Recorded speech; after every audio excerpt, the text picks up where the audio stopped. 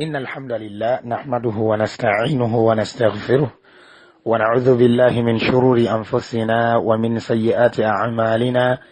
من يهده الله فلا مضل له ومن يضلل فلا هادي له، وأشهد أن لا إله إلا الله وحده لا شريك له، وأشهد أن محمدا عبده ورسوله صلى الله عليه وعلى آله وأصحابه وسلم تسليما كثيرا. يا أيها الذين آمنوا اتقوا الله حق تقاته ولا تموتن إلا وأنتم مسلمون. يا أيها الناس اتقوا ربكم الذي خلقكم من نفس واحدة وخلق منها زوجها وبث منهما رجالا كثيرا ونساء، واتقوا الله الذي تساءلون به والأرحام إن الله كان عليكم رقيبا.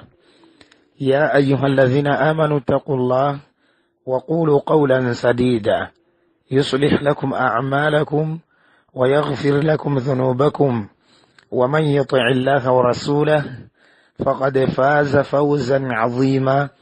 أما بعد، فإن أصدق الحديث كتاب الله، وخير الهدي هدي محمد صلى الله عليه وسلم، وشر الأمور محدثاتها، وكل محدثة بدعة، وكل بدعة ضلالة، وكل ضلالة في النار.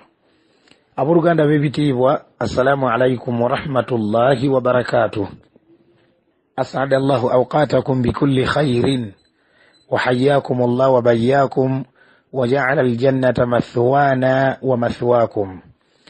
Aburuganda bibitibwa, tukomyewo nate n'omusomo gwaffe ogukyali omujja mu ngeri y'emu, nga gwe kukwataganako n'ekiyitibwa ejjana ya Allah subhanahu wa ta'ala, nga gwe gukwataganako n'ekiyitibwa ejjana ya Allah azza wa jal.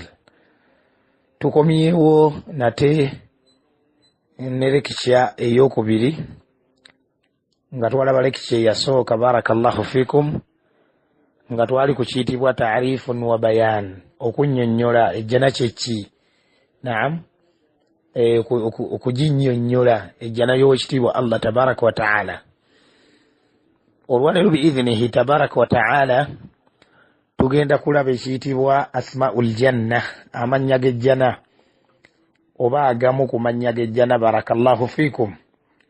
Naye nga tetunnaba, jazakumullahu khairan, munzikirize nsooke mbawe amawulire ag'essanyu biidhinillahi tabaraka wa ta'ala nti essomero lyaffe Hamad Islamic Center twayongeddeko department endala biidhinillah, nga department eyo eyitibwa at-tahfidh, oba kiyite tahfidhul Qur'ani al-Karim, okwasa Qur'ani ey'ekitiibwa. N'olwekyo barakallahu fikum, Muhammad Islamic Center biidhinillahi tabaraka wa ta'ala omwaka guno eyo burnamuj oba programu eyo biidhinillah weeri insha Allah ta'ala. Muleete abaana insha Allah babeere nga bakwata ekitabo kya Allah subhanahu wa ta'ala, ate munkwata entuufu, munsoma entuufu insha Allah. Tusaba Allah subhanahu wa ta'ala tuwe tawfiqi. N'abaana wadde nga sikwata Qur'ani, ebiina bino ebirala bwe bisomesebwa jiha oba sayidi ey'oluzungu ne sayidi ey'ebyeddiini, alhamdulillah, era nabo mubaleete insha Allahu ta'ala. Teweerabira nti essomero lyaffe lirina ekisulo n'abava ebweru, lirina ekisulo n'abava ebweru. Kale abaana mubaleete insha Allah, era tuli mu budde bwennyini obw'okubawandiisa biidhinillahi tabaraka wa ta'ala. Mubawandiise, mufune requirements oba requirement sheet, musobole okwetegereza requirements, mutandike okweteekateeka, okwetegeka mpola mpola insha Allah. Tugenda okuddamu walinga nnya ab'ekisulo we tubeetaaga, okiwulidde, nga 5 biidhinillah abava ebweru we tubeetaaga. Tugenda okuddamu insha Allahu ta'ala nga masha Allah you are well equipped, nga you are well prepared, tewali kwekwasa biidhinillahi tabaraka wa ta'ala. Wa barakallahu fikum. Naam, asma'ul janna, amannya g'ejjana baddu ba Allah subhanahu wa ta'ala. Ekintu bulijjo okukitegeera obulungi, ekintu kyonna okutwaliza wamu oteekeddwa n'okukitegeera amannya gaakyo. Tojja kutegeera bulungi Allah subhanahu wa ta'ala okujjako ng'otegedde n'amannya ge, ng'otegedde ku bitendo bye ow'ekitiibwa Allah tabaraka wa ta'ala. Wakadhalika aljanna, nejjana ya Allah azza wa jalla nayo bwete bweri. Teweerabira nti bwe tuba tusoma ekikwataganako ne al-yawmul akhir, olunaku lw'enkomerero, era mu bye tusookerako mwe muli asma hadha al-yawm wa sifatuhu, amannya g'olunaku olwo n'ebitendo byalwo. Amannya g'olunaku olwo n'ebitendo byalwo n'ebintu ebirala ebyokulabirako bingi. Wa barakallahu fiikum. Kale nno ekintu kyonna okukitegeera obulungi, okimanya amannya gaakyo, ebitendo byakyo, ojja kwesanga ng'okitegedde bulungi biiznihi tabaraka wa ta'ala. Abooluganda ejjana erina amannya agawerako biiznillah. Katuleetege tunaaba tusobodde insha allahu ta'ala. Barakallahu fiikum. Mu lekicya eno ey'okubiri ekwatagana ku jjana ya Allah azza wa jalla. Erinnya erisooka eyitibwa aljanna. Erinnya erisooka eyitibwa aljanna. Okiwulidde bulungi? Aljanna. Nga Allah tabaraka wa ta'ala agamba ayati mpitirivu, naye katufunzefunze insha Allah. Allah yagamba wasiqa alladhina amanu ila aljannati zumara. Abantu b'ejjana bano oba abakkiriza bagenda kutwalibwa mu bibinja nga batwalibwa eri ejjana ya Allah subhanahu wa ta'ala. Owekitiibwa Allah azza wa jalla n'agiyita aljanna, ejjana. Aljanna, ejjana. Nabbi bwe yali ayogera sallallahu alayhi wa sallam mu bimu ku bigambo bye yatugamba nti ala inna sil'ata Allahi ghaliya, bannange ekyamaguzi kya Allah tabaraka wa ta'ala kya bbeeyi. Inna sil'ata Allahi aljanna, ekyamaguzi kya Allah tabaraka wa ta'ala ye jjana. Ayati mpitirivu, ahadithi mpitirivu eziva ku mubaka Muhammadin sallallahu alayhi wa sallam nga zitulaga nti min asma aljanna, kwegamba mu mannya g'ennyumba eyo eyitibwa aljanna, ejjana. Wa barakallahu fiikum. Saagala kuyingira nnyo mu nakani ishtiqaq nti min aljinni oba min aljinnati, okiwulidde jinna, ebyo saagala biyingiramu nnyo biiznillah, ekyo kitumalira. Barakallahu fiikum. Erinnya eryokubiri eyitibwa alhusna. Ejjana ya Allah tabaraka wa ta'ala eyitibwa alhusna, obulungi. Qala ta'ala, owekitiibwa Allah yagamba nti lilladhina ahsanu alhusna wa ziyada. Abalongoosa balina obulungi mu maaso ga Allah tabaraka wa ta'ala pulasi. Balina obulungi mu maaso g'owekitiibwa Allah azza wa jalla n'ennyongeza oba n'okusingawo. Okiwulidde nga kyategeeza n'ekitibwa alhusna yani aljanna. Lilladhina ahsanu alhusna yani aljanna wa ziyada. Balina ejjana ate balina n'ennyongeza maaso g'owekitiibwa Allah tabaraka wa ta'ala nga bw'atutegeezezza owekitiibwa Allah azza wa jalla mu suratu Yunus 26. Erinnya eryokusatu eyitibwa Darussalam, ennyumba ey'emirembe. Darussalam, ennyumba ey'emirembe, nga haqqan nnyumba ya mirembe baddu ba Allah subhanahu wa ta'ala. Omuntu yenna anaagiyingira agenda kuba yeesiimye, agenda kuba mirembe egitagambika. Allah agamba tabaraka wa ta'ala nti lahum daru salami inda rabbihim wa huwa waliyuhum bima kanu ya'malun. Abakkiriza bano bamuwahiduuna, abawula Allah tabaraka wa ta'ala, naam bamuttaquuna, abatya Allah subhanahu wa ta'ala, maaso g'owekitiibwa Allah azza wa jalla obewa Allah, balinayo ekitiibwa daru salami, ennyumba ey'emirembe. Ategeeza ki Allah tabaraka wa ta'ala? Aljanna, ejjanaye. Ejjanaye gyategeeza n'agamba nti wahuwa waliyuhum, era ye mukwano gwabwe owekitiibwa Allah subhanahu wa ta'ala, bima kanu ya'malun, olw'ebyo bye baakolanga nga bali mu dduniya min tawhidin mu kwawula Allah subhanahu wa ta'ala min al iman mubukkiriza okiwulidde min al iltizami bil aqida sahiha mu kwenywereza kunzikiriza entuufu barakallahu fikum min al iltizami bis sunnah au min at tamassuki bis sunnah okwenywereza ku sunna z'omubaka Muhammad sallallahu alayhi wa sallam kati Allah bawadde muki abasasula muki daras salami enyumba ey'emirembe wa hiya al janna nga nayo jana ya Allah tabarak wa ta'ala suratul an'am 127 erinnya eryokuna jannatu adenin jannatu adenin ejjana mu ngeri y'emu eyitibwa jannatu adenin qala ta'ala owekitiibwa Allah agamba subhanahu wa ta'ala توعد الله المؤمنين والمؤمنات الله يرغانيسا abakkiriza abasajja n'abakkiriza abakyala جنات تجري من تحتها الأنهار ejjana ekulukutira wansi waayo emigga khalidina fiha nga bagenda gibeeramu ebbanga lyonna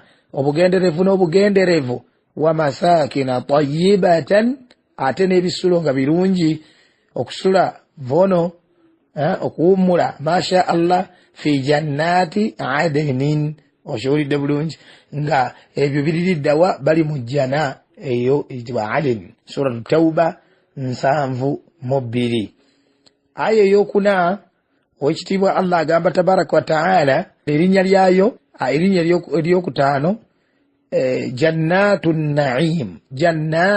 na'im ejjana ejjudde efumbekeddemu ekubyeko ebyengera Allah agamba tabaraka wa ta'ala nti innal ladhina amanu mazima ddala abakkiriza wa amilu salihati ne bakola n'emirimu emituufu yahdihim rabbuhum bi imanihim Allah tabaraka wa ta'ala omulezi waabwe abalungamya ng'ayisiza mu bukkiriza oba olw'obukkiriza bwabwe oba n'obukkiriza bwabwe tajeri min tahtihimul anharu emigga gibakulukutira wansi fi jannatin na'im nga baliriddawa mu jjana ekubyeko efumbekeddemu ejjudde ebyengera by'owekitiibwa Allah subhanahu wa ta'ala suratu Yunus aya ya 9 erinnya ery'omukaaga darul muttaqin ennyumba y'abatya Allah tabaraka wa ta'ala النيومبا يابت الله تبارك وتعالى قال تعالى واجتيب الله جامبا ولنعم دار المتقين تشينجرا والله تشينجرا جاماني النيومبا يابت الله تبارك وتعالى إلا بنا جينجرا تشينجرا كوبا تشينجرا أغلى شيء تشينجرا اتشينجا إبي وشولد kyekengere kisingira ddala ejjana y'owekitiibwa Allah subhanahu wa ta'ala ejjana y'owekitiibwa Allah subhanahu wa ta'ala suratu Nahl aya ya namba 30 erinnya ery'omusanvu eyitibwa jannatul firdausi ejjana eyitibwa firdausi okiwulidde bulungi al firdaus eyawaggulu okiwulidde eyawaggulu owekitiibwa Allah agamba subhanahu wa ta'ala nti innal ladhina amanu mazima ddala abakkiriza wa amilu salihati ne bakola n'emirimu emituufu kanat lahum jannatul firdausi nuzulan bagenda kusibirawa mu jjana ya Allah subhanahu wa ta'ala eyawaggulu eyitibwa al firdaus eyawaggulu okiwulidde abana abatya Allah abayawula Allah subhanahu wa ta'ala abagondera owekitiibwa Allah n'omubaka Muhammad sallallahu alaihi wasallama Allah tabaraka wa ta'ala agenda kubayingiza ejjana eyitibwa al-firdausi okiwulidde suratul kahfi aya ya namba 157 erinnya ery'omunaana jannatul khuld ejjana ey'olubeerera Allah agamba subhanahu wa ta'ala nti qul adhalika khayrun أم جنة الخلد التي وعد المتقون مقابل محمد sallallahu alaihi wasallam njabange kisinga obulungi ebyo ebisinga obulungi musazeewo genda n'ebyo ddala mu butuufu ebisinga obulungi am jannatul khuldi oba ejjana eri eyitibwa khuldi allati wa'ida almuttaquun eyalaganyisibwa abakkiriza amakulu nti bajja giyingira singa banenyereza ku bukkiriza singa banenyereza ku tawhidi okiwulidde singa banenyereza ku busiraamu kyebugamba bajja kugiyingira ejjana y'owekitiibwa Allah tabaraka wa ta'ala.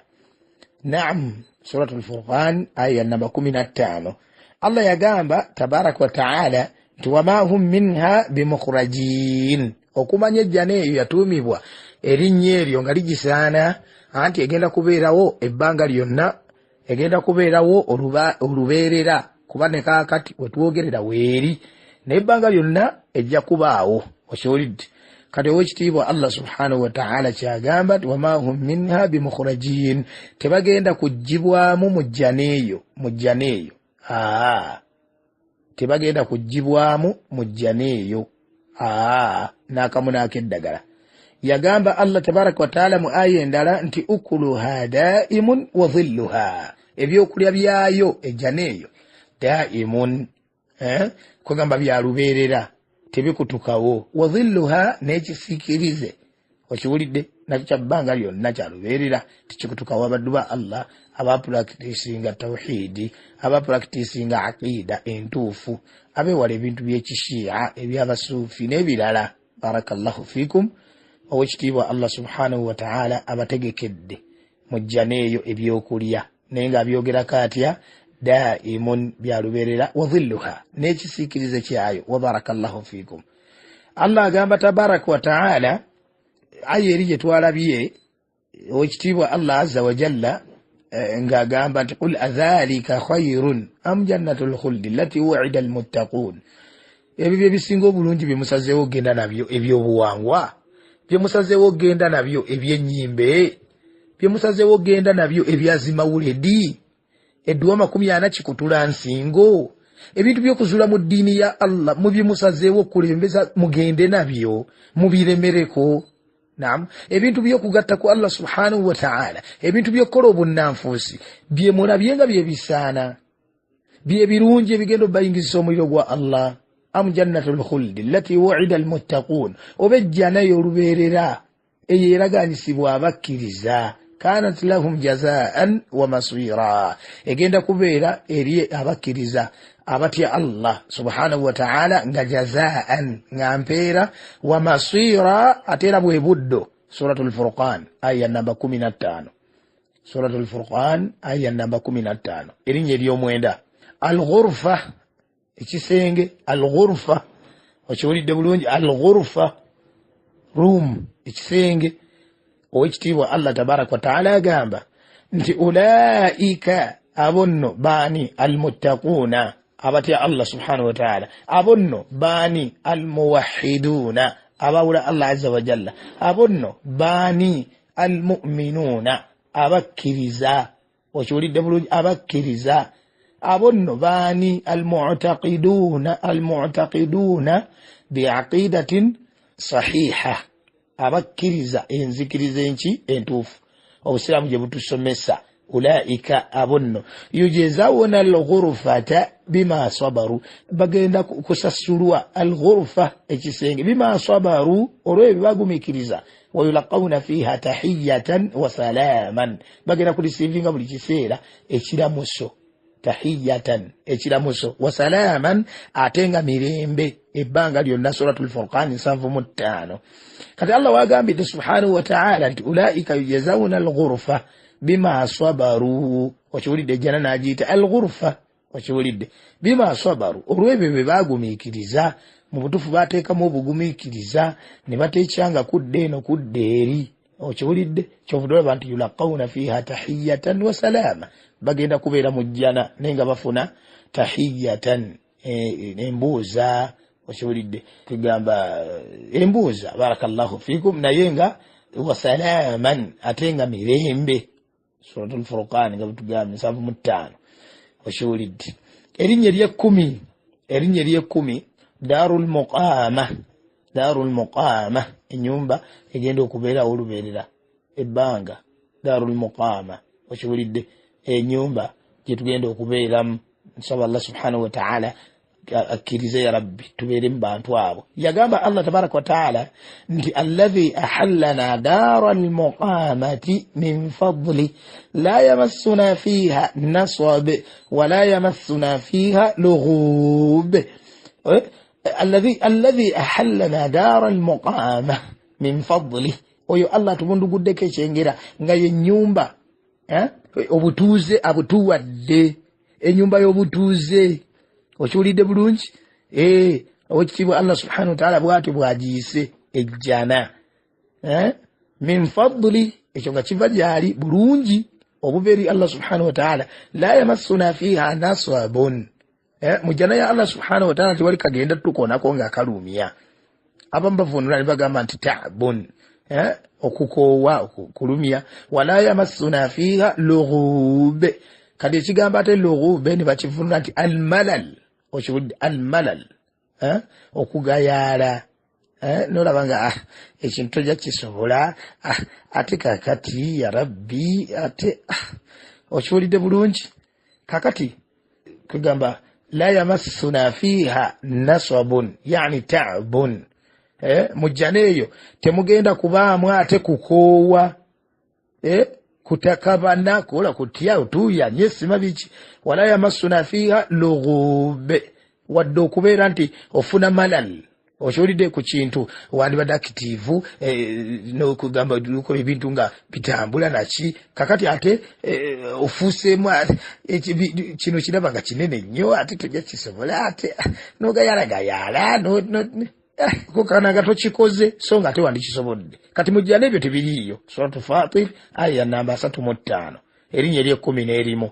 darul qarar ennyumba ey'olubeerera ey'okutebeekeramu okiwulidde bulungi abantu babeere mu mirembe nga batebenkevu temuli busambattuko temuli tiyaggaasi temuli biki okiwulidde Allah agamba ya qawm abange bantu bange innama hadhihi alhayatu dunya mazima ddala obulamu buno obwensi mata kweyagalamu katono okiwulidde ekigambo mata kyekintu kyeweyagalamu nakyo ekiseera kitono okiwulidde thumma yazul oluvannyuma nekivaawo nekiggwawo okiwulidde kati kyekino wano abaisiraamu barakallahu fikum wakathara Allahu min amthalikum wulira aya eno ya qawmi abange bantu bange innama hadhihi alhayatu dunya mazima ddala obulamu bw'ensi eno mata kweyagalamu katono nga biwedde abantu bonna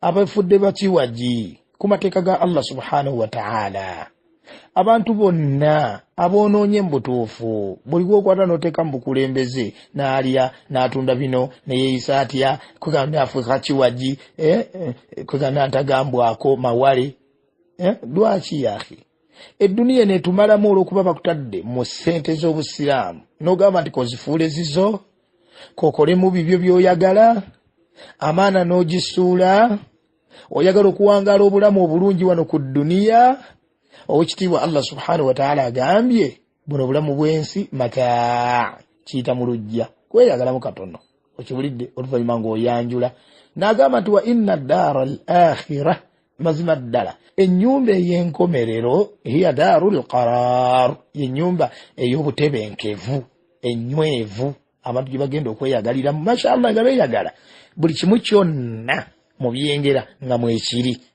tatawaana mu kukifuna alowoozaako kirowooze fiha ma tashtahihi al-anfus ekintu akiyoya buyoya khalas nga akizaawo mbagirawo suratu Ghafir 39 barakallahu fikum erinnya ery'ekumi sil'atullah sil'atullahi al-ghaliya ekyamaguzi kya Allah tabaraka wa ta'ala ekyebbeeyi erinnya ly'ejjana namba 12 sil'atullahi al-ghaliya kugamba ekyamaguzi ekyebbeeyi oba ekyamaguzi kya Allah tabaraka wa ta'ala ekyebbeeyi bw'ati bwe yagiyita omubaka Muhammadin sallallahu alaihi wasallama byatugamba mu hadithi mpanvu ko kyenyagalamu kyekiriwa ala inna sil'atallahi ghaliya bannange ekyamaguzi kya Allah tabaraka wa taala kya bbeeyi n'alyoka agamba inna sil'ata llahi aljanna ekyamaguzi kya Allah tabaraka wa taala yejja nayo ey'ekitiibwa wa barakallahu fiikum. Tusaba Allah subhanahu wa taala agituwe, tusaba Allah azza wa jalla agituwe, atutaase omuliro gwe ow'ekitiibwa Allah tabaraka wa taala wa barakallahu fiikum. Katukoma olwalira mu Luganda tunasinkana insha Allah taala mu lekyafe naddako. Subhanakallahumma bihamdika ashhadu an la ilaha illa anta astaghfiruka wa atubu ilaika. Assalamu